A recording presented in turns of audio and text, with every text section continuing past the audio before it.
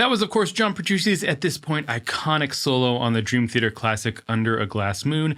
I did this cover a few years back as part of a collaboration, and I was going through this solo with a student of mine recently. Hit me up if you'd like some lessons, by the way. And I realized I've seen a million videos teaching this solo, but I've never seen a proper full analysis of the solo, covering the harmonic language being used, the structure of the solo, the accompaniment by the rest of the band, all of that. So let's do it. This has to be one of, if not the most famous prog metal guitar solos of all time, and I think for good reason. This one just has that it factor. To me, there's three reasons this solo is so good. The first being that cool factor. It has all the guitar tricks you want in a solo. It's flashy and fun, great tone, all of the things you want from that exciting progressive metal solo. The second reason is the accompaniment of the solo. It has an incredibly interesting chord progression and really great drum, bass, and keyboard parts that are supporting the solo. The third reason is the phrasing. This solo has some really unusual phrasing and note choices which really elevate it. It also has about every shred guitar technique you can imagine in one solo, all kinds of bends, pinch harmonics, natural harmonics, open strings, multiple types of alternate picking licks, whammy bar dives and scoops and flutters, tapping, sweeping, legato, blues licks. It has it all. For a guitarist, this solo is a great piece to study because it covers so many different techniques. Now, what I like to do when I learn a solo like this is try and take some of the licks and expand upon them and turn them into my own licks, and I've done that for you. I have a couple of pages of licks that I put together based on licks from the Under a Glass Moon solo. I take 5 of the licks here and expand them into some exercises. These are a good example of how I might try to learn licks and turn them into something I could use in my own solo. I have Guitar Pro and PDF versions of this available for anyone who signs up as a channel member on the top 2 tiers.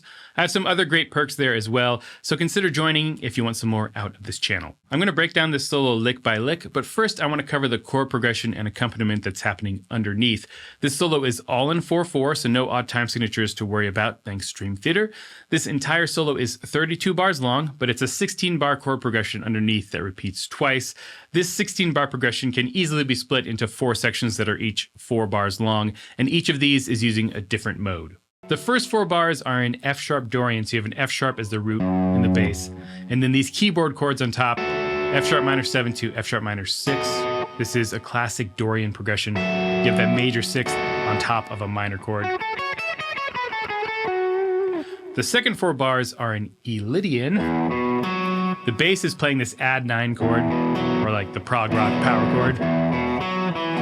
And the keyboards on top are doing an E6, or like a C sharp minor in first inversion, and then to an E.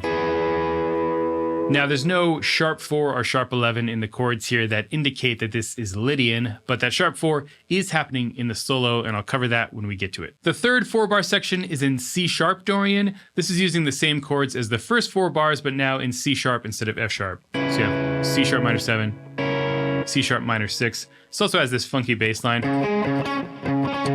which leaves a bunch of space at the end for the solo to fill up. And the last 4 bars are a B major chord, followed by a quick move to A major, then B major again, and then a big scale run in the bass to get back to the beginning of the progression. Now, this move to A makes me think this is in B Mixolydian, because you have B and then A. It's a classic Mixolydian move. But there's A sharps in the bass run, and there's also no A's in Petrucci's part of this solo, so it's not really a straight Mixolydian sound. There's something else happening, but that's kind of what the chords are implying here. This is a fantastic backing for a solo. It moves through several different harmonic sounds, it has multiple different grooves and feels, and it has some really fun bass parts. Dream Theater can sometimes, especially in their later years, have solos just happen over whatever riff is occurring in that part of the song, but a unique accompaniment like this leads to a more unique solo, and Petrucci actually catches a number of these bass phrases in his solo, and it makes the solo feel like part of the song, not just noodling over a backing track. I'm going to break this solo into 4-bar phrases to go along with these harmonic changes. Here's the first 4 bars.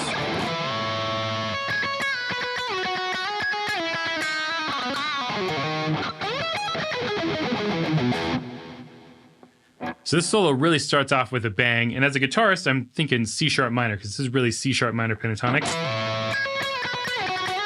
for all of that. Even that kind of feels like a pentatonic box. But this is actually happening over that F sharp Dorian sound. So we got 5th, root, ninth, seventh,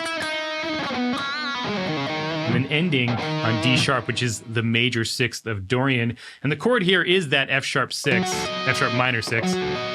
So he's really highlighting that sixth here, which works great. The last lick here is this E major 7 arpeggio.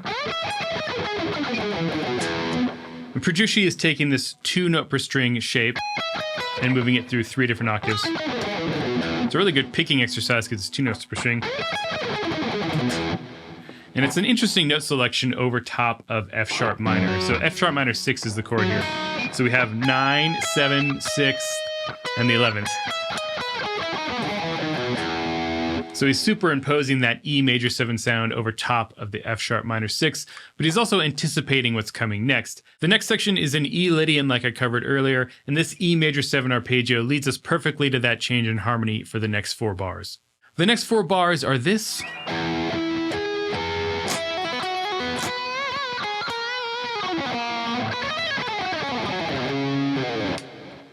And this starts with these harmonics. You have an open E string, 5th fret, 4th fret, and then 3.2. And this is actually spelling out an E major arpeggio with the harmonics. Of course, that works great over this E major backing. And then we have these open string licks with legato, bend, and there he's highlighting that sharp 4. And that's giving that this Lydian sound. And we end with this big 3-note per string scale run. Straight down an E major scale. Now it's interesting he's not doing E Lydian here because he clearly does E Lydian right before this, but this run is actually just in straight E major. So you have the note A in there. And honestly, it's really just a flurry of notes that goes by super quickly, so it's more for the effect of it than the actual notes. You're just hearing this flurry of descending notes. So it works out just fine that he's using A instead of A sharp. And the bass and keyboard are not playing A sharps either, so that's another reason why it kind of works this way. But it's an interesting mixture of major sounds, having Lydian and then straight to the E major. The next 4 bars get really bluesy.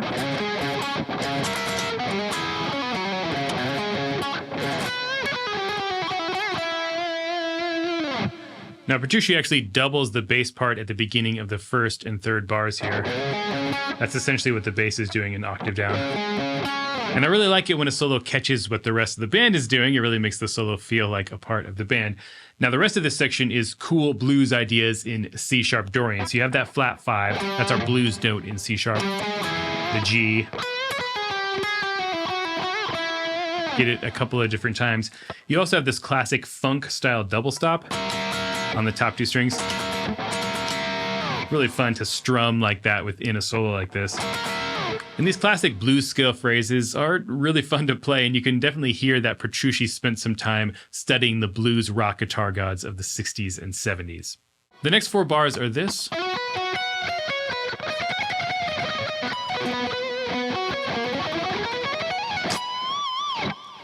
Now this is where it gets interesting harmonically. We're rooted on a B major chord here, and there's that quick A major chord in the keys and bass, but Petrucci doesn't catch that at all. Instead, he treats this whole section like B Lydian. So we get that E sharp in there. Yes, in the key of B Lydian, it's E sharp, not F. And he's playing this over top of the A chord. So he's playing E sharps, where there's an E natural in the A chord. It's really bizarre and kind of awkward, but it works really well because this chord doesn't last very long and the solo is played quickly, so that kind of weird E sharp note, your ears don't have any time to latch on to how kind of bizarre that sounds over top of an A major chord. Now there's also this cool B major sweep here, as well as a big ascending B major scale. Now this is a cool arrangement idea because the bass is descending this scale, while the guitar is mirroring it and ascending. So that's the first half of the solo. The second half starts like this.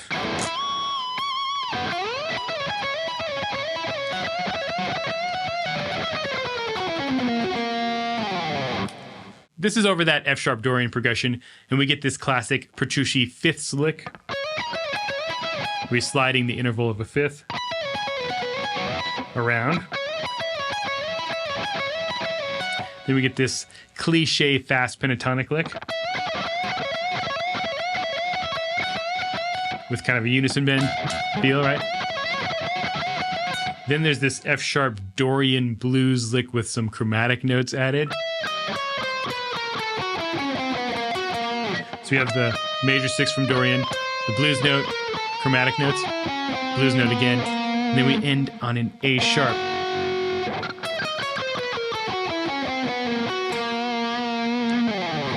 And this A sharp is hinting at the Lydian sound that's going to come next. But more than that, I'm thinking of this as being almost a major blues sound. So in the blues, you might mix the major and minor sounds a lot. So you play the minor third. We're in F sharp, but he plays that A sharp, which is the major third of F sharp. And this is a really great way to end this phrase. Next comes the part with the crazy lick.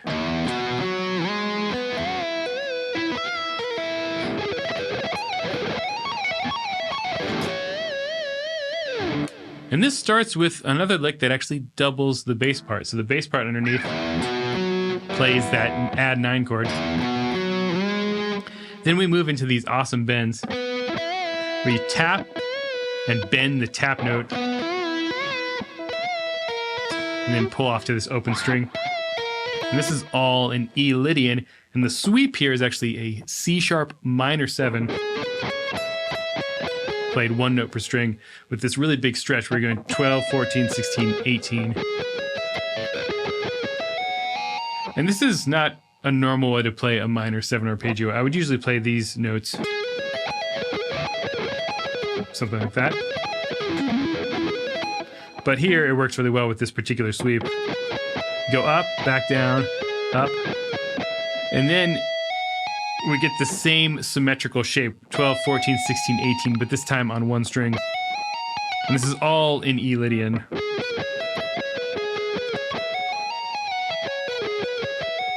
And then you get the tap on the 21st fret, just because it's cool.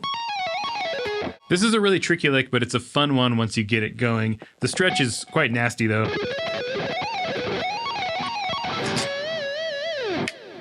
The next 4 bars are this.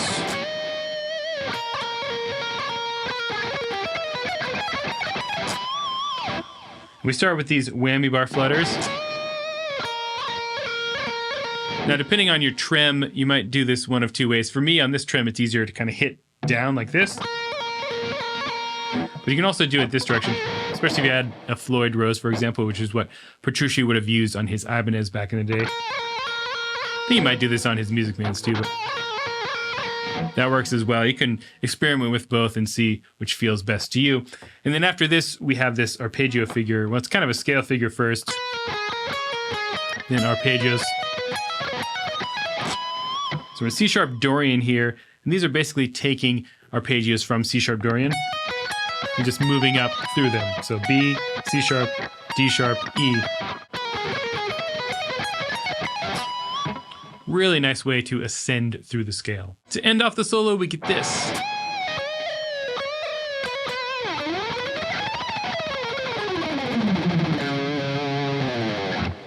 More whammy bar flutters, this time in B. Then there's the big chromatic picking lick.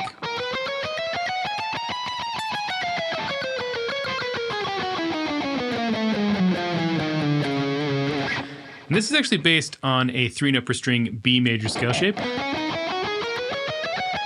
But he's filling in an extra note on each string. So on the bottom strings here, you get 18, 17, 16, 14. So it's not a straight chromatic scale. It's also not a symmetrical shape where it's just the same frets on every single string.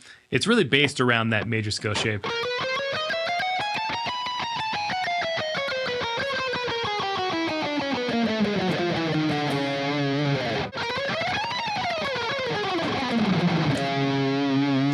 And we end on a low C sharp down here. Now, the next part of the keyboard solo starts in C sharp. So to end this solo live, it's maybe in the recording too in the background, but live, Petrucci will play this harmonic at the 4th fret of the G string, which is the note B, and he'll bend it up with the bar to a C sharp. One thing I love about this solo is that each of these 4-bar phrases are similar. They start with a more melodic idea and then end with these bigger, flashier licks. And what's interesting is that this solo is very different in how it's constructed from a lot of other big guitar solos. Think about The Spirit Carries On, for example. That solo really builds slowly and climaxes at the end and takes you on a journey, whereas this solo is kind of high energy the whole time and it has just these little ups and downs in intensity. Now, usually I enjoy the former type of solo because it really takes you on a journey and tells more of a story. But this solo is just so cool and it has that it factor and it just works. So here's this whole solo again, this time with the tab on screen.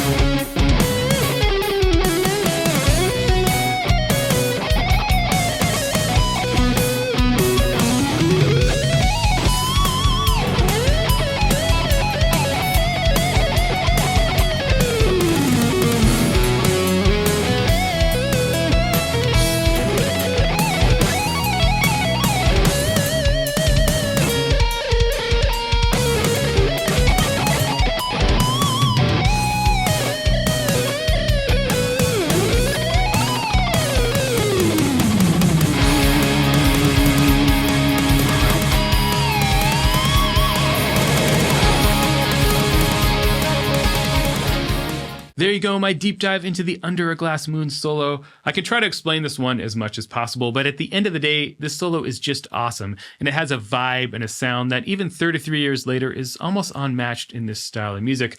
I would highly recommend learning this one. There's a lot for a guitarist here, but also anyone who's learning to write solos in the prog metal style can get a lot out of this one. If you enjoyed this lesson, go check out the rest of my channel. I have hundreds of videos in a similar vein to this, so hit that subscribe button, the bell icon, all of that, and I'll see you in the next video. Till then, stay proggy.